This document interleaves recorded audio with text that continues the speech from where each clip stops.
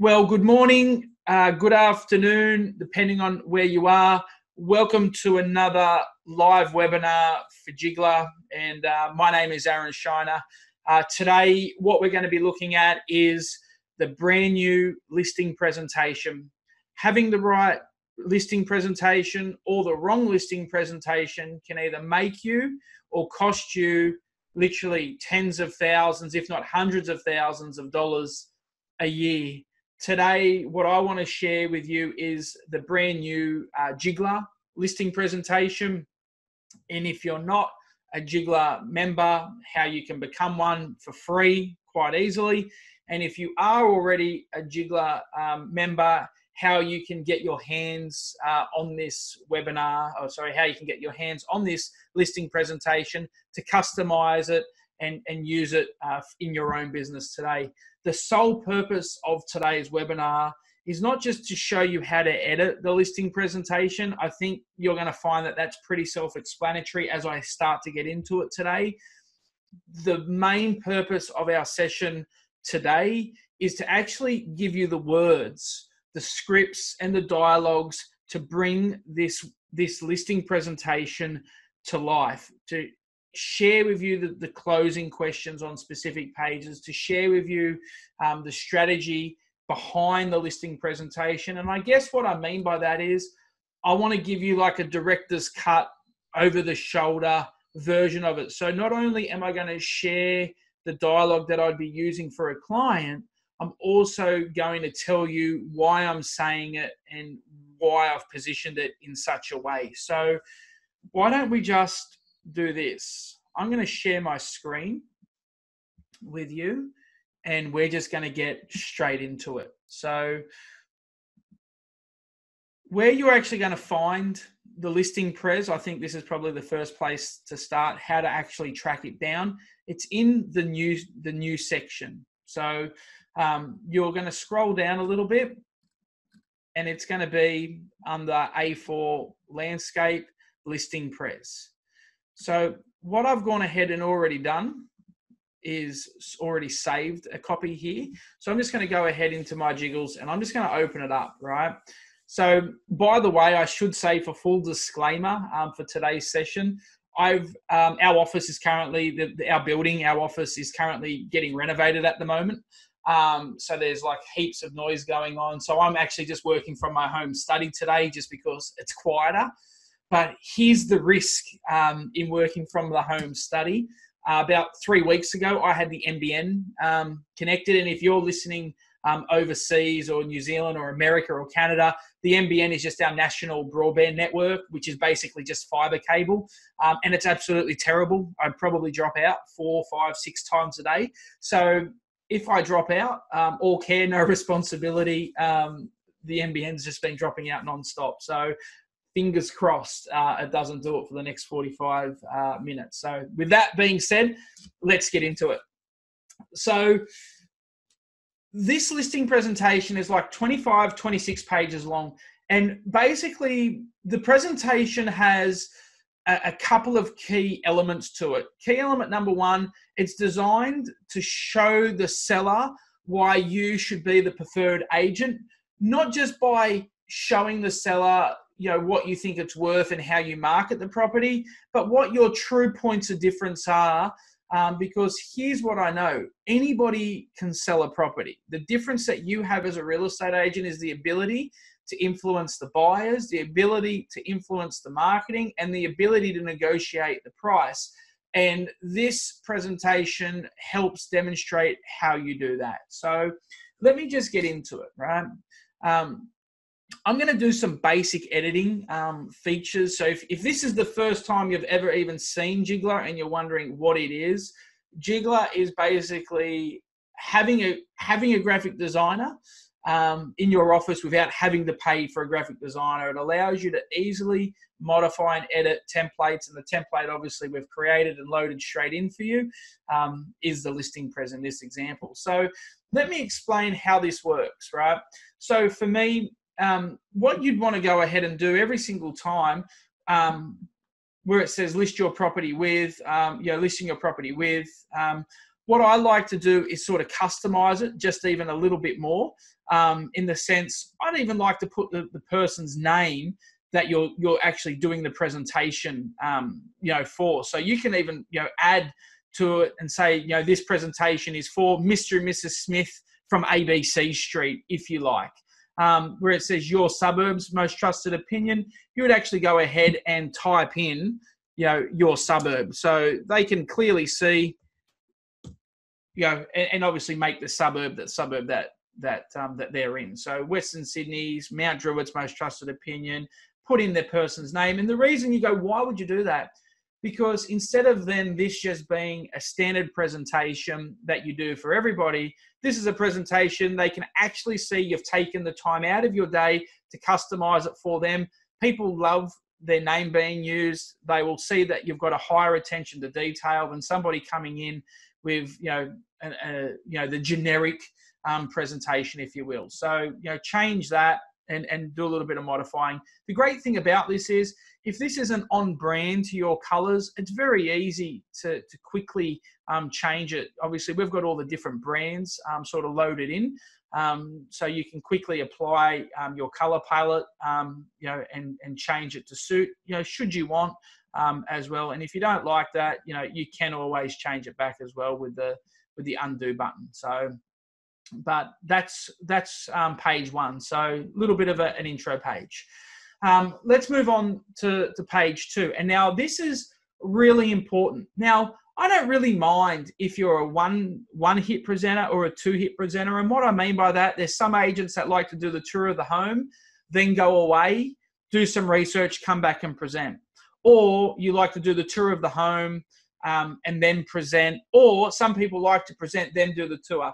I'm not here to change that part of your business. I'm not here to change what you're already doing. I'm just here to sort of add to what you're already doing. Regardless of how you present, here's what I know. If you're 1 hit, you're 2 hit, as soon as you've done the tour of the home, there's 2 things most sellers want to know at this point. How much do you think my house is worth? And how much are you going to charge me? Now, this is a really critical point of any meeting, because if you tell them how much you think the property is worth on the spot and how much you're going to charge them, basically anything you say after that, all they're thinking is this guy charges X and this is how much they think it's worth. I want to get a seller away from thinking about what's this agent going to cost me. And what I want them to be thinking is, how much can this agent make me? And that's a very different mind shift. That's a very different shift in thinking. And that's how I want it to happen. So this is the dialogue that I use. So I've done the tour of the home. They're now looking at me thinking, well, where to from here? I'll say this, Mr. and Mrs. Seller, do you mind if we take a quick seat and we can go over a few things? You probably want to know what I think your property is worth. And they say, exactly. And they go, and probably the second thing you want to know is how much our commission is. And they say, that's right. I'd say, great. Can we discuss that now? And they look at me like in shock and amazement, like you're actually going to discuss that. So I'd say, look, Mr. and Mrs. Seller, there's a couple of things you probably want to know. How much I think the house is worth and how much I'm going to charge. Can we discuss those things now? They say, great. That'd be great. I'd say, well, can we take a seat? Also, can we talk about how we actually negotiate on your behalf? And can we also talk about how we market your home? And can we also talk about the actual steps to getting your property from for sale to sold? And they say, sure. So I'd say, look, everything there is probably going to take about 30 minutes if that's okay. They say, sure, no problems.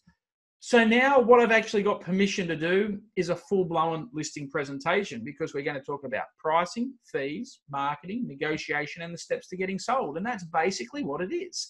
So I really like this sheet for the simple fact, this is where you set the agenda and the pace and the tone for the meeting. Okay. So then I like to make a big attention grabbing headline sort of statement. And I'll say this, Mr. and Mrs. Seller, do you know having the right real estate agent can either make or cost you thousands of dollars? In fact, the average gain in this area by selecting the right real estate agent could be as much as, insert price, depending on your price range, $10, $15, $20, $30, $40, $50,000. can I show you how we help you get a premium? Because here's what I know, Mr. and Mrs. Seller, there's two types of price in any marketplace. There's what I call market price, which is the logical price. And then there is a premium price, which is achieved through an emotional buyer. Can I show you how we attract that emotional buyer? Really key dialogue on that page, right? And they say, sure. So you can see what I'm trying to do here.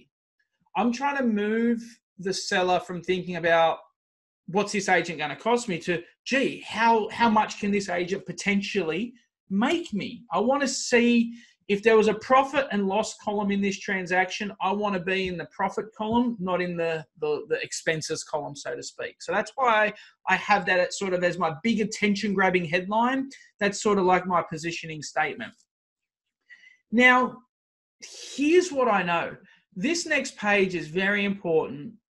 And you can edit these. These aren't set in stone. But for me, this is critical. I like to have a positioning statement sort of up front and just say, Mr. and Mrs. Seller, this is how I say it. Mr. and Mrs. Seller, first and foremost, I would say thank you for the opportunity in inviting me in. Here's what I know. This is a commercial transaction, and as so, you've got the right and the option to choose any real estate agent that you like. I think as an agent, let's not hide the fact that they've got opportunity, and let's not hide the fact that they've got choice. Let's be really forthright about this. I'll always say, Mr. and Mrs. Seller, here's what I know. You've got the possibility and the option to choose anybody, and I just appreciate you talking to me. I understand that this is a commercial transaction, and you've got to pick who you think is the best agent. And here's what I know. I'm going to do everything I can in my power to sort of demonstrate that to you today. So should you do, and I always like to use that key dialogue, should.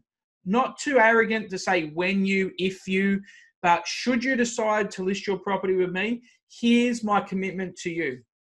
First and foremost, I work for you as the seller. My obligation is to not help the buyer secure it for the lowest possible price. My job is to help you as the seller get the best price possible. So that's commitment number one. Commitment number two, our mission is to get you the highest possible price. But I'm actually not just going to tell you that. I'm actually going to show you how we do that.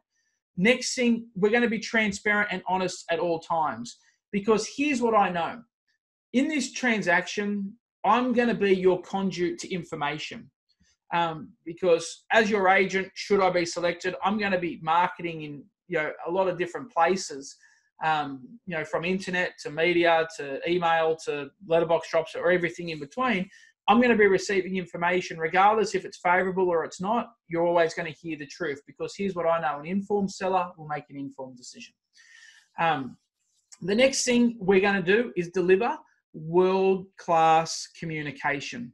One of the biggest complaints about our industry is the lack of communication. So I'm going to show you today how we do things differently. And I guess one of the last commitments is we're going to promise a process and not a price. And what I mean by that is there's so many agents that will promise the world and they'll deliver an atlas. I love that dialogue. They'll promise the world and they'll deliver an atlas. I want to show you how we promise the process and not the price. And then also I want to show you some of the best marketing strategies on, how we get you the best price possible. So that's our commitment to you, right? So that's roughly what I would say. And it's going to come out different each time, obviously, but that's a bit of a guide. So let me click over.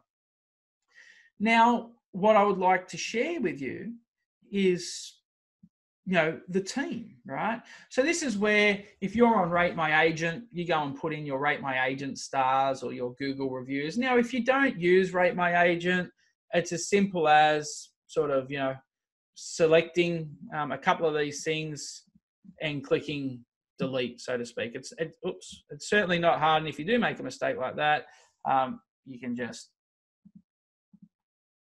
and if you want to sort of center up these other ones, which I'm struggling to do, you just grab them with shift key. What I'm doing is just sort of shifting and just, move them across with your arrows if you want to. But you might use it. I'm just showing you how to easily sort of change it if you like. Inserting photos is pretty simple. Click on that. Place image in shape. Give me a photo that can be used. Insert, and boom, swap. Team photos go in there. So let me just show you that one more time. Click on that. Delete him. This is the key. Place image in shape. See that box up there? And it will automatically size it and place it into shape. There you go. Easy, right? So you just go and populate the different agents in your team. This is a little bit of copy. But, Rob, for me, the dialogue around these pages is this, right? So you've got your different sales agents, and we've got a couple of pages of sales agents. So if you've got more than one page, you can add, you got multiples, right? But then this is how we do it. It's pretty simple. Actually, let me try and answer a question that you may have. You might say, "But Aaron, we've got more than 12 people." That's simple. Just go and do this. Just delete all this up here, and just go and add more of these. So just copy, Control C, Control V, duplicate it, and then just paste it, so to speak, and just move him. But you get my point. Just make more spots for this sort of stuff. So, but I'm going to undo that because it looks a bit messy. So cool. All right. So we're back. So, but how do we sell our team? And the whole part of how do we sell our team, I'll say this, look, Mr. and Mrs. Seller, there's a lot of agencies out there that say they've got a big team and, when you list with them, you've got more salespeople working for you. I just want to just share a little bit of the difference. In our team, if I list the property, all my other agents are actually allowed to sell it. So you actually have a genuine team working for you. In a lot of agencies, the listing agent is the only one that's allowed to show buyers through. But in our office, if one of my agents has got a buyer that's prepared to pay more than my buyers, then they are encouraged to show it. So you have a genuine team working for you. So that's roughly how I would sort of say that. Now, one thing that qualifies us to sell real estate is testimonial.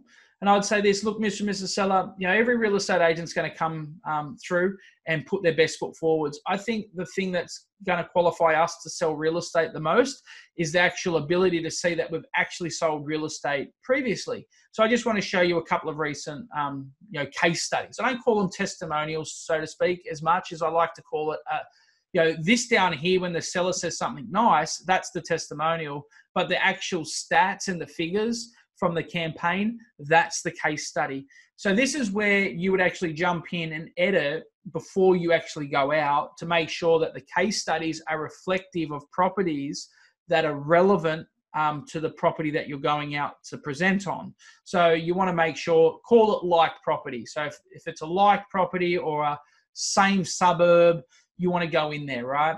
It's as simple as, clicking an image, if you want to upload a new image, be my guest. I'm just going to grab one of my stock ones, insert it, and you go and put the photo in. If you want to put an internal lounge room shot of that actual house, by all means, put it in there. But then this is just as simple as you presenting to the vendor and say, look, Mr. and Mrs. Vendor, here's some properties that I've sold recently in your area that are similar to yours, and actually go through it. It was on the market for 1.5 million, and we actually got full price for it. It was only on the market for 40 days. We had 14 groups of people through, and we had 4 offers that got made, and we had 200 web hits. Because here's what I want the vendor to be thinking. Maybe some of the people that inspected that property, maybe one of the 14 people or the 200 people that looked, or one of the 4 offers that got made, maybe some of those people could be interested in seeing my house. So I think very, very important, case studies in your listing presentation are absolutely critical. You don't need to have 20, but I think having a minimum of 2 or 3 is really important. So the next pages are basically identical. So pages 6, 7, and 8 are all the same, and that's where you go and put in your case studies. Please put them in. it's social proof, because it's sort of like there's a strategy in selling, and it's sort of like, this is Mike. Mike was successful. Be like Mike. It's a very, it's follow the leader is what it's called. And basically having testimonials in your presentation is basically that. It's like, hey, here is a property that here is Mike. Mike just sold. Mike just sold with me. You know, Mike got a great result. You also can be like Mike. It's a really powerful thing, as simple as it is. And it was interesting. I was on a coaching call, actually with a BDM. I do a lot of one-on-one coaching, and typically I do coaching with salespeople, but I also do a little bit of BDM coaching, because it's basically listing and selling just in property management. And it was funny. I was talking to Tim on our coaching call yesterday, and we were talking about having testimonials in a presentation. And Tim called me on it and said, Aaron, do you think testimonials are as relevant, or do you think testimonials still work, or are people cynical? And I said, you know what, really valid question, Tim. I said, no, I don't think testimonials work as well as they once did.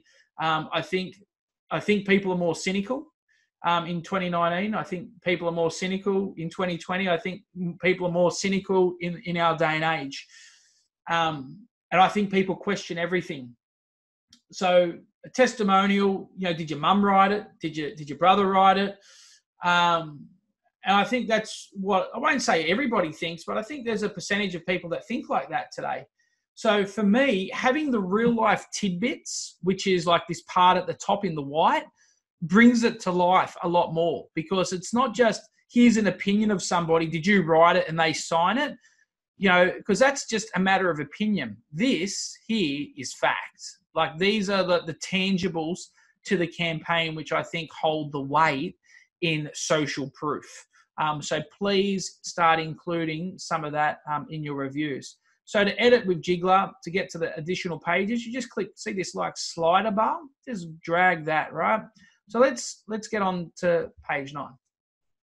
Now, I really like this, because this is where like, this is sort of my marketing pod, and this is like the component where I start to talk about marketing, if you will. So I'm just trying to make it big enough so you can read the text on your screen too.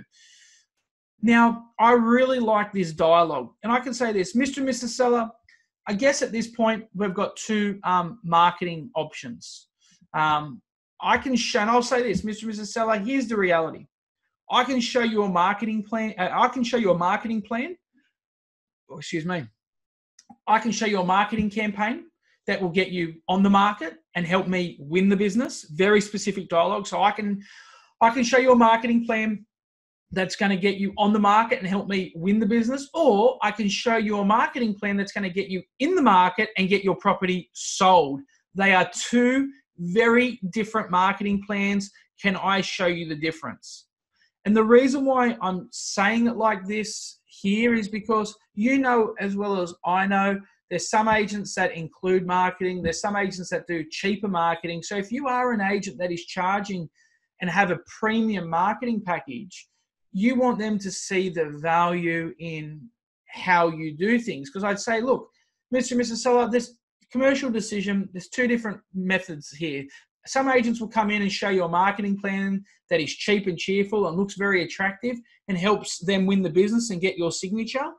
I prefer to show you a marketing plan that's actually going to position your property in the market and actually get you sold. They're 2 very different plans. Let me show you how we do this, right? And this is part of your presentation where you do different marketing to me, but this is where you're going to go through and show them some of your examples where you're going to now pull out of your kit how you advertise on the internet. Are you Premier all or Highlight all, or are you Feature? Are you doing half page, quarter pages, full pages in the papers? This is where you show your marketing prowess. This is where you show your marketing skills, right? So you start to show them some of those examples and you put them in their hands, right? But then this is what I say, Mr. and Mrs. Seller, you know, we have a buying community out there and we need to make sure we explore all avenues. So this is where I start to show a seller where we actually qualify buyers. So I'd say, look, Mr. and Mrs. Seller, we're going to have qualified buyers that have already been looking through past properties, through recent properties. And I like to call them like properties. I'd say, so we've already got a buyer pool that we can call on from like properties, which just basically means similar properties, right? And I'd say, and here's the really cool thing. We can actually use, and this is key dialogue, we can actually use the momentum from those campaigns. And now that those properties have sold, we can put that momentum onto your property. People like to feel like we can already hit the ground running. So we've already got qualified purchasers. We'll also have returning clients, people that are either upgrading or downsizing and trading in. We've also got a very active investor list. Obviously, today's tenant becomes tomorrow's buyer. So we also like to notify our tenants about new properties. Obviously, we have our social media sort of audience where we're going to do Facebook Live posts, or we're going to post our property, our virtual tour videos, or our just listed alerts on social media. Our website, and you'll talk about your own, company website. Then you'll talk about the real estate portals, whatever ones you're on, and then the local community in as well. You'll talk about Google if you advertise on Google. But here's the reality: the buying community is not set in stone, guys. The buying community is what you make it. The buying community is designed to be the community where you find the buyers. So you can add to that community or you can subtract from it. But I'm just giving you a bit of a guideline where most agents sort of find their buyers, right? Then we talk about our direct buying tools. And our direct buying tools are things like this. Mr. and Mrs. Seller, should you decide to list with me and activate my services, one of the first things I'm going to do is I'm going to go out to our database via email. And I can say this. I really like this dialogue. Mr. and Mrs. Seller, there's two types of agents out there, and there's two types of marketing. The first type of marketing is what I call hope marketing. And what I mean by hope marketing is this is what 99% of agents do. They put it on the internet. They put it in the paper or magazine. They put a signboard on it. And then they sit back, they cross their fingers, and they hope a buyer comes. I don't want to rely solely on hope marketing. I really want to drill down to some strategic marketing and some proactive marketing. And part of that for me is around my email database, because in my database, I have over 5,000 buyers subscribed to that list. And I'm going to send out an email alert about your property. And because I use a database called Locked On, it will tell me exactly how many people opened that email. That will tell me how many people clicked to view your property, and it will even tell me how many times they clicked on it. And the reason why that's really important is we know the people that opened it and the people that clicked on it are more qualified than the balance of people who didn't open it or didn't click on it. So for me, I'm not just going to know who clicked on it. I'm actually going to be proactive for you. I'm going to jump on the phone and I'm actually going to invite those people who clicked to view it online to the open house. I'm going to SMS them. I'm going to re-email them. So I'm going to leave nothing to chance. So part of our strategy is engaging our hot buyers on email. We're also going to do Facebook posts via video and via photo. We've got buyer brochures, which I'll show you shortly. I'm going to do some open homes. I might even do some just listed invites. And should you be going to auction, we'll even do auction invites as well, right? So that, and again, you can change these. These aren't set in stone. It's not a tree. If you don't like them, you can change them. You can move. But the reality is you put in your buying tools there. And this is where you'd actually show them. Don't just tell them, show them. You'd show them a Facebook post. You would show them an example of your stats from your database. So this is where you'd actually say, look, here's a campaign I recently did. It went out to 2,000 people. 500 of them opened it. 100 of them clicked, and then I SMS'd them. So show them that stuff, right? Show them what a just listed invitation looks like in your business. So these are some tangibles. So then I show them, an example of how to present your property for sale. So I'll talk about having professional photos versus standard photos. Now you can see here this photo on the right is very slick, and then this one in all honesty, complete confession, I actually took that photo of a house in one of the houses I listed as a case study, maybe 10 years ago.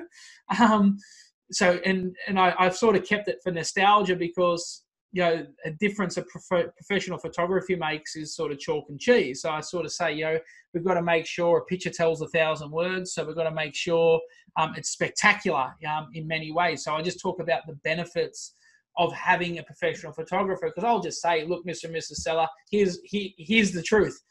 I'm not a professional photographer. I'm a professional real estate agent. I can't do what they can do. Your photos are the window to your marketing at every single step, regardless if it's, the photos are used on the signboard, the photos are used on the internet, they're used in the paper, the magazines, the just listeds, the buyer brochures. It doesn't matter where we advertise, the photos are always on display. So let's make sure we get really good photos. And that's where you'd start to talk about things like, well, what photos do you want in the marketing? Great question. Like what do you want to be the hero shot? And they'll say, I just had the kitchen redone. I want the kitchen. Or they say things like, no, I prefer the front yard than the backyard. Great. And then I'd start using like trial closes in the pres. And I'd say, is there a preferred, preferred day that you'd like a photographer out here? We would have to get a few things done, but maybe next Tuesday. Great. Morning or afternoon? Like when's it best for the sun? Morning. Well, how about Tuesday at 10 o'clock? That'd be great. So I'm getting some small commitments on bigger decisions, right? So that's how I'm doing that. Then we talk about my actual buyer brochure. Now, within Jigglar itself, in my opinion, we have the best buyer brochures on the planet. I've never seen a brochure that is better than this one. We have an 8-page brochure. We have a 16-page brochure. We also have your traditional 1 and 2 and 4-page brochures.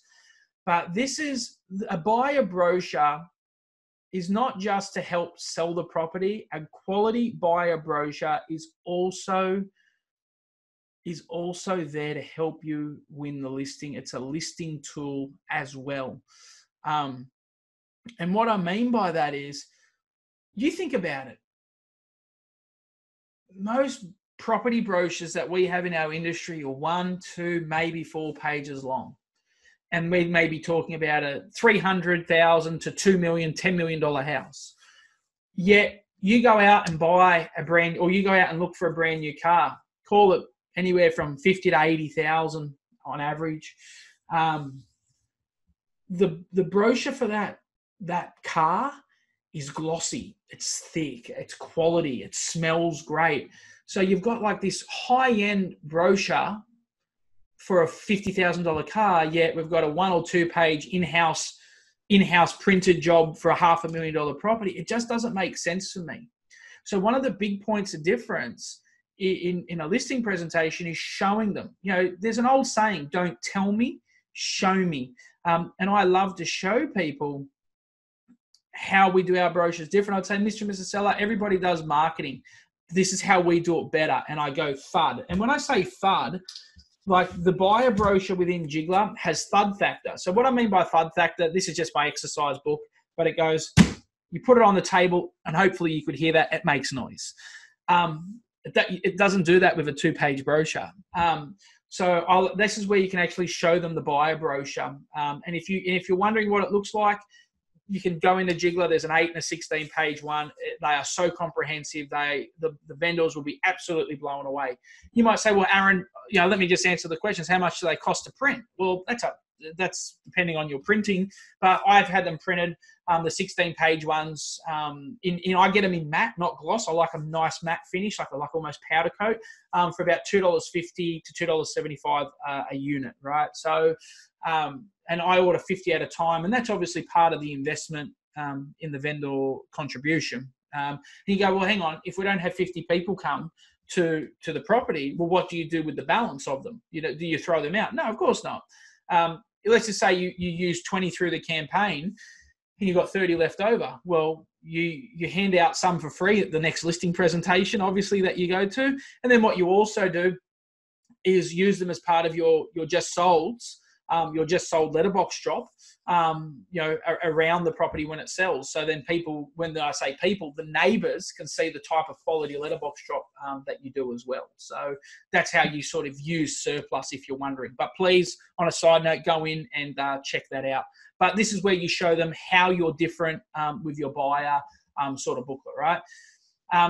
But within it, I like to talk about our inspection. So I'll say, like a really good open house, a really good open home creates competition. Competition creates a premium price. And then I say this, like the best results are achieved in a private inspection. So what we'll do after we create competition through an open, then we'll bring our buyers through privately. And the example I like to use is sort of like poker. And I'd say at an open house, if we're trying to negotiate, everybody's playing with their cards face up. Everybody knows what the other person has because they might overhear the conversation. So I don't typically like to negotiate in an open forum. I much prefer to negotiate in a private forum, because now it's like poker in the sense no one else knows what the other player has. So they don't know where the other buyers are at. So if they want the property, we invite them to put their best offer forward in the risk of being outbidded. So I like to talk about, bringing buyers back through on a second inspection in a private setting. I think that's really important. Now, if you don't do that, you can change it. Then you'll talk about window display. And if you look, some of you go, window display, that's so yesterday. Fine, you don't have to have it. Put something else there. But if you still are rocking a window display, you put in the benefits of having a window display. You know what I say to people? I say this. I'd say, what's interesting about a window display? Go back a decade ago, 15 years ago, a window display was the internet. That's where people had to actually come and have a look. Now they can do it on their phone or on their computer. That makes it so accessible. So here's what I know. If somebody is actually coming to check out your property in the window, I know that they are serious. So if I see people out in the window display, I'm actually going to approach them. You can include it. You don't have to. But I think, window display selling is more of a lost art these days because fewer and fewer people are talking about it. Then we talk about sort of method of sale. Now, this is where you'd put in your methods. You might be by tender. I've just put in the two, I guess, most common, private treaty, which is for sale, and for auction. So we just talk about the different methods, right? Private treaty is the most common method, but then we just talk about how an actual private treaty works. Nominating an asking price. I'm not going to go through that. You know how to present that page, and I'm not going to read the bullet points. But this is what I will share with you. Always ask the seller, Mr. and Mrs. Seller, is there a method that you prefer? Ask them. Because if you go in pitching auction and they're dead against it, your chances of winning the business drastically dropped. Because here's what I know. 9 times out of 10, a seller will tell you what they don't want. So I'd say, Mr. and Mrs. Seller, have you thought about the method you would prefer? For sale or for auction? I don't call it private treaty. I like just to call it for sale because I understand that. I'd say, is it for sale or for auction? And 9 times out of 10, they'll say this, oh, look, Aaron, I don't really want auction. They'll typically tell you what they don't like. Very rarely do they tell you what they do like. But ask the question, right? Very important.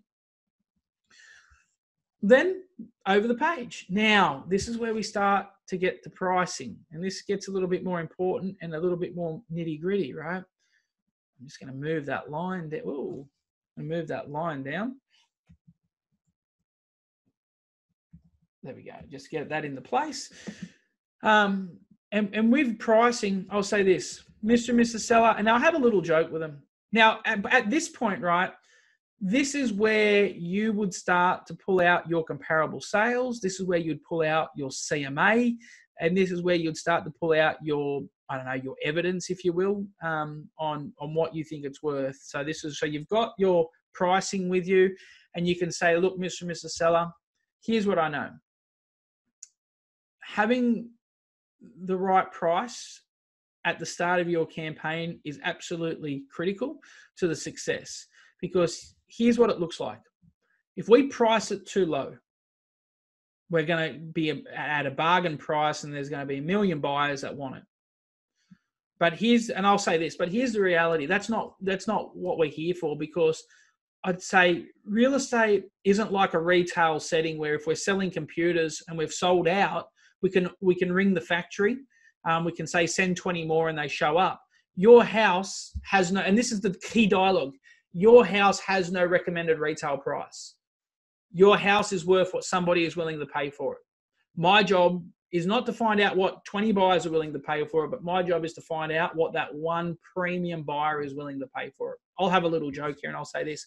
I'm a lot like John West. What you're paying me to do is reject the rest and only bring you the best. So if we price it too low, yes, we'll have a sale, but we're going to probably, we won't have a second chance of getting a premium. So we don't want to be in the bargain price. Then there's fewer buyers around the logical market price.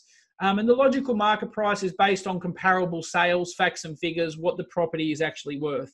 And there's going to be some buyers there, but that's not who I'm also attracting either. I'm not looking to sell it for the logical price. You could probably do that yourself. Who I'm trying to search for is that emotional buyer. I'm not trying to sell it to 5 people now. I'm only trying to sell it to 1.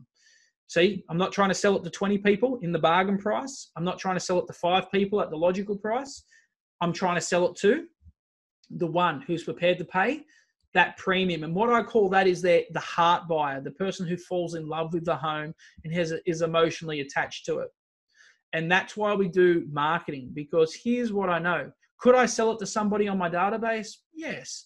But doing all this marketing is like insurance. It ensures that we leave no money on the table. And when I come and present offers to you, I can look you in the eye and say, this is the best price possible because I've explored all avenues. Really key dialogue, right? So you'll talk about what the emotional price looks like.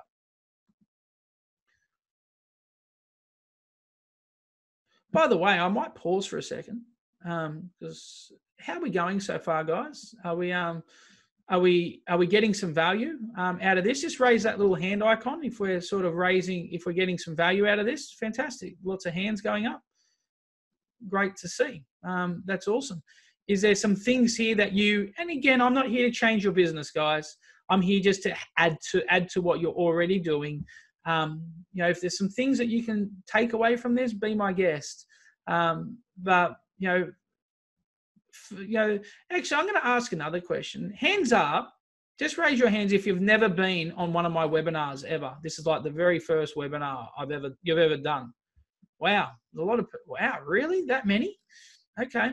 What I probably should have said was, this isn't like a designer. I'm not a designer. I'm a real estate agent like you guys. Like this is the type of presentation that I use to list over 200 properties a year, 3 years in a row, right? This isn't, I'm not when we talk about Jigglar, it's a design software. I'm a real estate agent. I've been a real estate agent for, 18 years. Now, I can hear the joke. I can't see you. Yes, I'm 37. Yes, I know I look younger.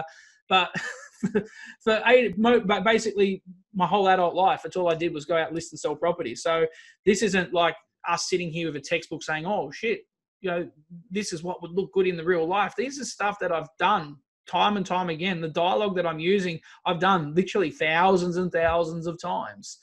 Yes, my presentation has looked different and has evolved through the years. But the whole simple fact of me having the ability to present and knowing what dialogue works with what page is proven and tested because, I've done it till I can do it in my sleep, I think. So anyway, back onto this. Page 18. So we've got, I think, like 25 pages. So we're towards the tail end now. But this is now where you've had the conversation about price. And look, with price, some vendors are happy with your price. Some vendors aren't. You're never going to fix that. Or you say, did you have an opinion of what you think your house is worth? Oh, I've got no idea. And then you tell them, and then they frown and say, oh, I thought I would have liked a bit more for it. We've all had that happen to us, right? So getting the right price. I love this specific slide. This is probably my favorite slide through the whole presentation. I'll say this to a seller, and this is not written anywhere, but I'll say this, Mr. and Mrs. Seller, right now, you have an expectation for what you would like for your home. And right now, I have an opinion of what I think it's worth. And that's all we really have to go off right now. But in about 2 weeks' time, my opinion of what I think it's worth and your expectation are gonna mean very little, because what we're actually going to have is evidence and feedback. Because here's what I know: every property.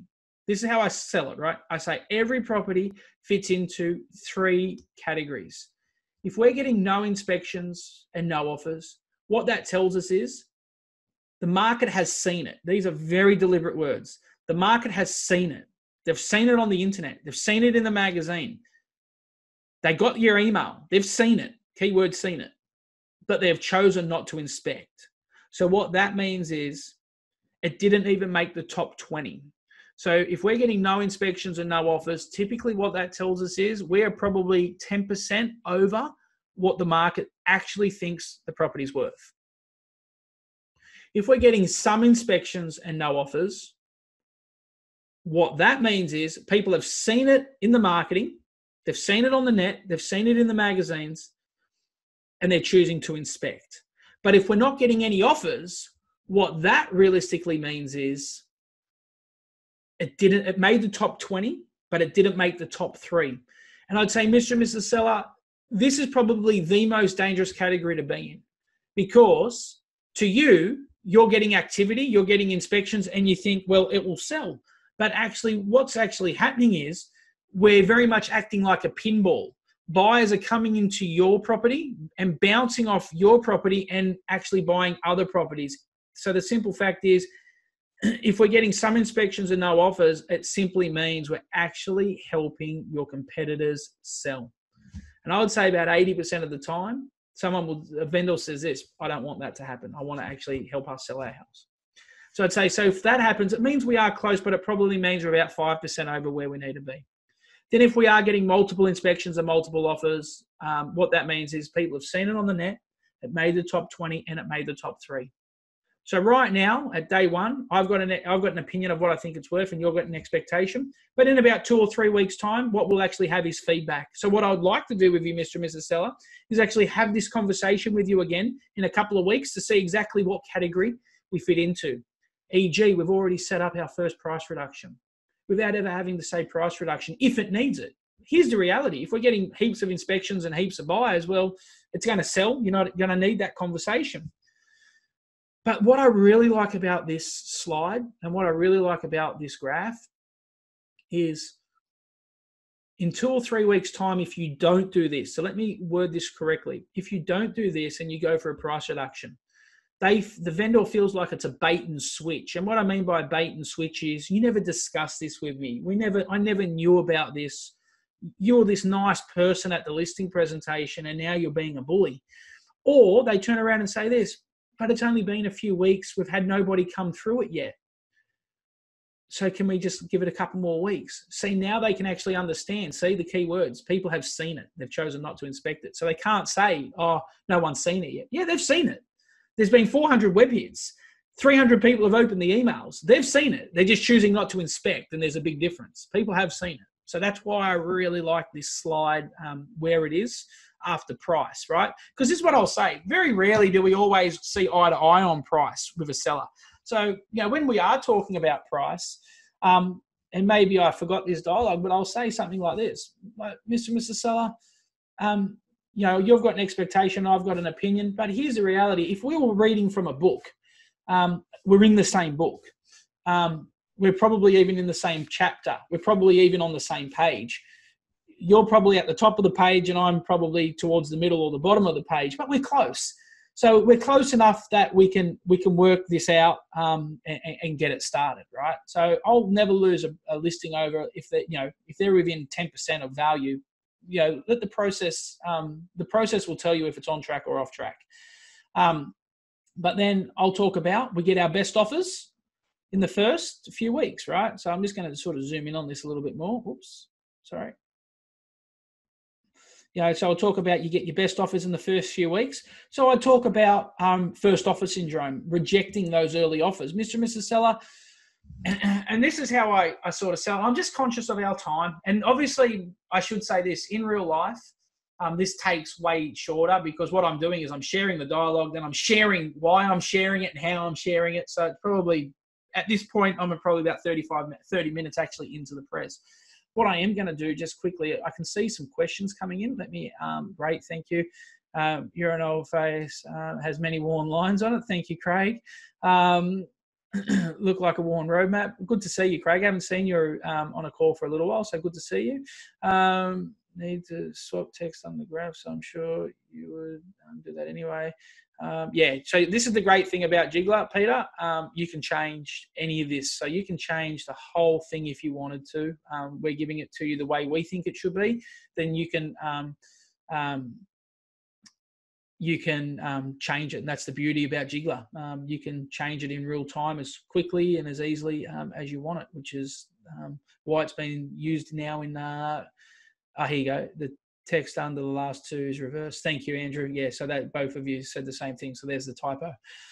Thank you. But yeah, the good thing is we can fix it. So anyway, back onto this. So I'll say, look, Mr. and Mrs. Seller, here's what's going to happen. When we first list your property, what I'm going to do, actually, on a side note, good to see you guys are all paying attention, pulling me up on it, which is awesome.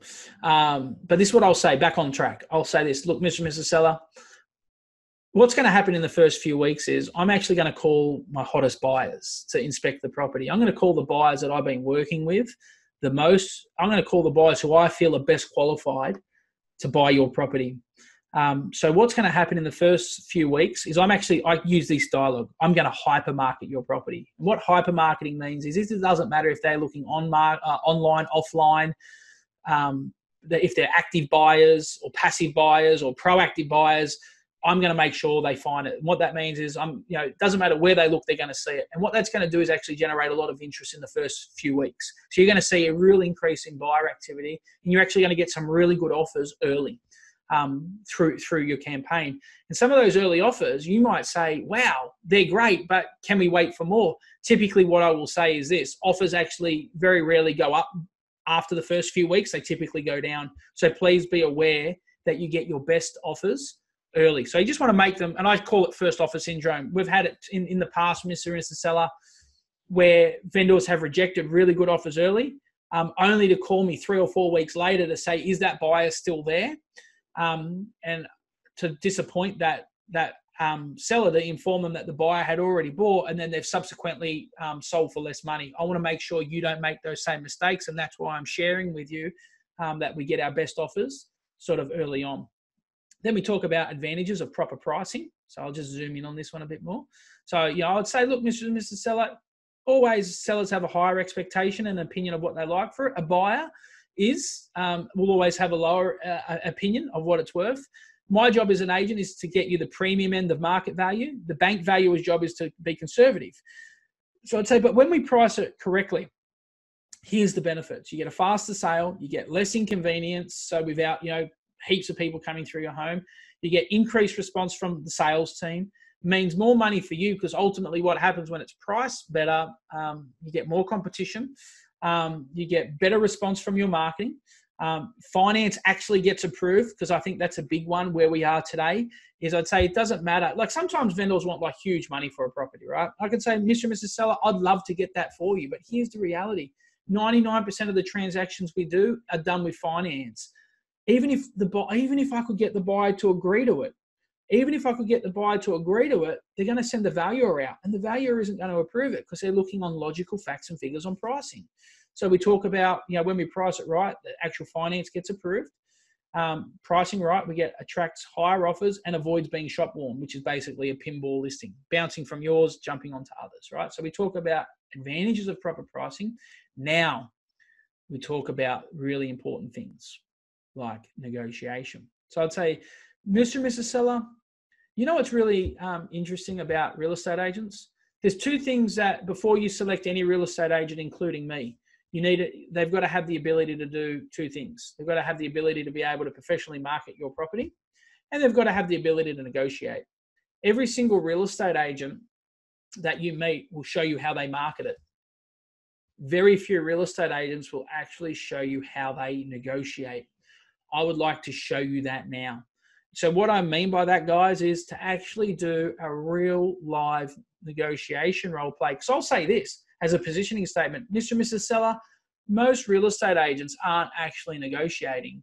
They're actually just really expensive couriers. What I mean by that is they get an offer from a buyer, then they take that to you, then they get a counter offer from you, then they take that to the buyer. And if that's all the agent's doing, you may as well call a meeting with both yourself as the seller and as the buyer.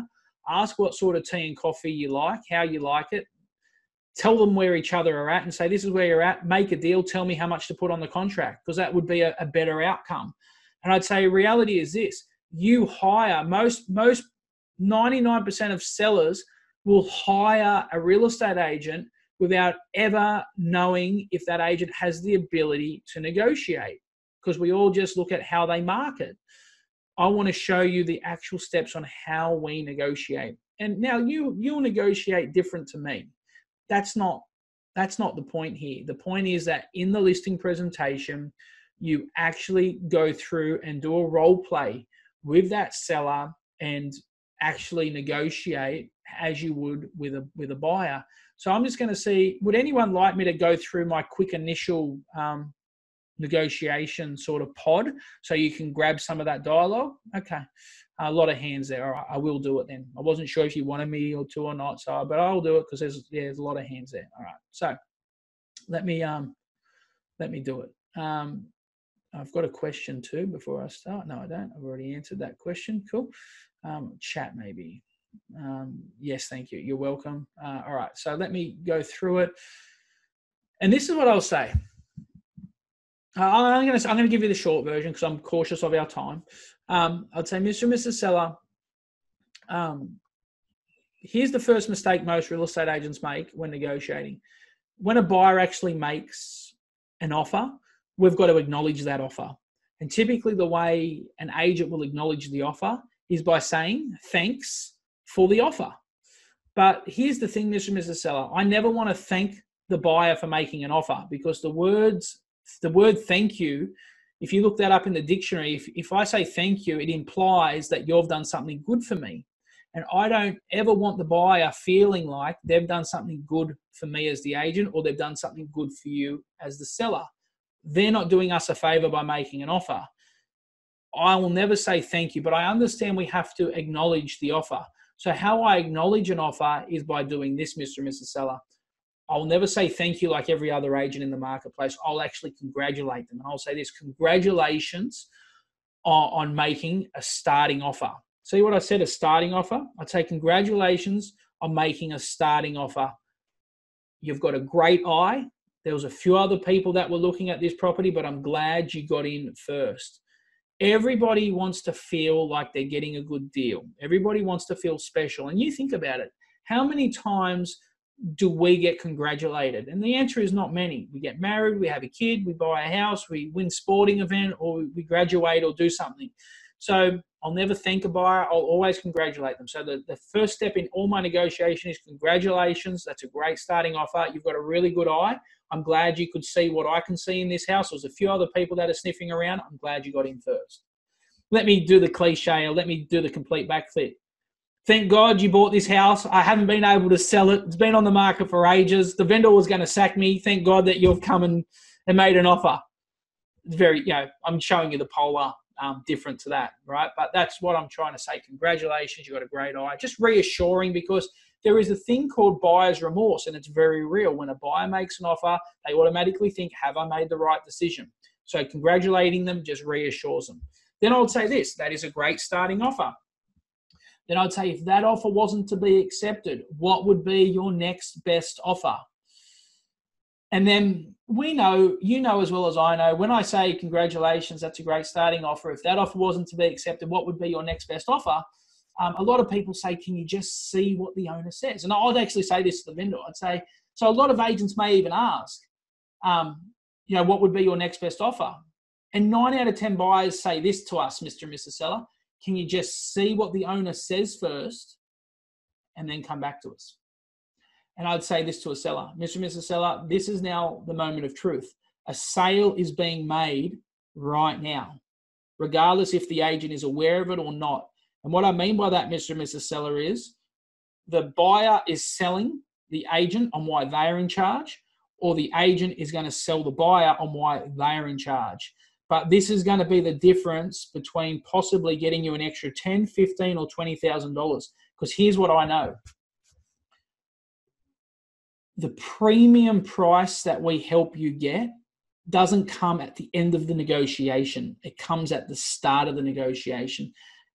Having, the ability of your agent to pull out money early is the key to this, to getting you a better price. Because after a while, after we've counted a few times, buyers say, well, I've come up too much, the seller hasn't come down. So the ability to get them to increase quickly is the key. So this is what I'm going to say to them. Mr. and Mrs. Seller, if that offer wasn't to be accepted, what would be your next best offer? And they're going to say, can you just try it? And then I'm going to say something like this. Look, Mr. and Mrs. Seller, look, I can try it, but at that price level, it has already been tested and has been rejected. That's why I was asking, what would be your next best offer? Now, a small percentage of people will actually increase off that dialogue, but then there's still going to be a percentage of people, Mr. and Mrs. Seller, that still say, can you just see what they say? Well, this is step 5. This is the moment of truth. And I'll say this. Look, Mr. and Mrs. Buyer, by law, I actually have to submit your offer. But I've got a really good relationship with this seller. And they're going to look me dead in the eyes and they're going to ask me, what do I think? And I'm actually going to advise that seller not to take it, because I believe the property is worth more than what you've offered. And in fact, I valued it at higher than what you've offered it. So right now, the seller is not your stepping stone. I am. But I would like to help you buy the property. That's why I'm asking, what would be your next best offer?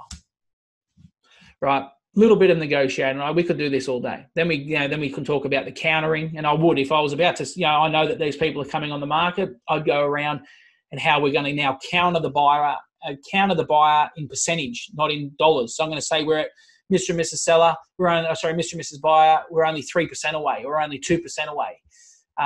Things like that. So that's part of my negotiation process. So hopefully I gave you like the absolute crash course in that, but hopefully you get the point. Have some real solid dialogue around your negotiating. All right. Then we talk about world-class communication. And we'll talk about, how you actually communicate. And this is what you will do, right? You'll put in, if you've got vendor login or your weekly reports, what's your commitment? Are you going to SMS them or call them after every inspection? How are you going to communicate? This is where your job, your responsibility is to sort of fill in how you communicate with them. Then I really like this page, 10 reasons why people choose me. And I really like this as sort of a reinforcing, repositioning statement. This is your job to fill this in, right? I can't write these for you. I've done my best to sort of fill in and be generic as possible, but you would fill in the 10 reasons why people choose you. You're eager, you're energetic, you're a business owner, you're a leading salesperson, you get coaching, whatever it is. Andrew, I can see you on there, right? So if I'm sitting in your shoes, Andrew, one of the things that I would say, if I'm talking, obviously, full disclaimer, Andrew does coaching with me. Andrew, one of the things that I'd say if I was you is I get coaching from some of the industry's best, where a lot of other agents might have had 10 years experience. All they're doing is repeating what they've learned in year one over and over again. I'm constantly learning, getting coaching to ultimately help you get a better end price. So that would be one of the things. Tell people if you are proactive in your approach, tell them why they should choose you. But fill in your top 10 reasons why they should choose you. Then you talk about the fee. You talk about your fees and charges. And again, I always like to ask the question, Mr. and Mrs. Seller, do you want me to tell you a fee that's going to help me win the business? Or do you want me to tell you a fee that's actually going to help me go about doing my job professionally and get you the best result? They're two different fees. Mr. and Mrs. Seller, is today about winning a negotiation on fees, or is today about hiring the very best agent? Because they're two different things. So there's some dialogue there that you can use. And then over the page, let's get started. I really like this page, right? This is where we put in some nice subtle closes. Can I have I love this close. Can I have your permission to start telling buyers about your property? Are you comfortable with our marketing strategy? Are you comfortable with the price? Are you comfortable with me handling your sale? And are you ready to put me to work? So I like having some closes. This is like your 30 seconds of courage, guys. This is where you put on your bulletproof vest of courage. And that last slide, you ask for the business. So there you have it. That is the listing presentation sort of in a nutshell. Now, if you don't like some of these images, it's not hard to delete them. I just click delete, by the way, if you're wondering why it went black. And you can just go ahead and simply add images from your library or upload images. You can change the colors to your corporate colors. You can change the font size. You can change the text. You can change whatever you like, right? This is fully editable. After you've got it the way you like it, you just click save, right? So I've just clicked save. And then you're simply going to click download. And it will ask you, do you want it as a JPEG? Now you go, why would you want it as JPEGs? Well, you might want to put it on your computer as a PowerPoint, or you might want to put it on your iPad as Keynote. Save it as JPEG. If you want to get these, printed out and take it with you physically, have a tangible copy, save it as a PDF. You might want to go all out and get these professionally printed. Well, then you would do commercial printing option, and it will give you the crop marks with the bleed to edge. So you've got a digital solution through JPEG, a printable in-house solution through PDF, and a commercial printing solution through crop marks, right? So I'm just going to do the PDF version. It's a pretty big file, obviously, because it's 25 pages, so it's saving and downloading. I hope my internet holds up and you can still hear me. But what it will end up doing is saving it. So here's what I know, guys. If you're already a Jigglar member, by all means, where to find it is just in the new category, which is just on the homepage. So if you want to know where to find this quickly and easily, just here on the new star, just jump straight in, scroll down. There it is there. Click on it. Before you start editing it, always save. So save your, I'll just call it listing pres 2. So you got the saved, and then once you've got it saved, you just jump straight in and start editing. Now, if you've got no idea what actually Jigglar is basically all my best templates, all the best templates, not just mine, there's heaps of other templates, but all, great prospecting templates. There's obviously the listing kit, there's pre-listing kits, there's even things to give after the appraisal. So there's so many resources in there, from DL flyers to social media posts to buyer brochures, you name it, it's in there. It's free to create an account. For 30 days, you got free access to it. After that, it's $39 US a month. Now, here's the reality. You might say, no, I don't want to have Jigglar. That's fine. You could literally create a free account today. You could create a free account today, jump in, generate my listing kit and a heap of other stuff, and leave and never have to pay for it. Now, here's the reality. I actually charge $5,000 to build. If I was to build you a custom listing kit, my fee is $5,000 to do that. That's not including graphic design. Graphic design's on top, and that will run anywhere between, and that's not with me, but a graphic designer, anywhere between sort of $2,500 to $5,000 in graphic design if you do it onshore. So you're talking, for something that looks like what we've just gone through, you're looking at anywhere between $5,000 to $10,000.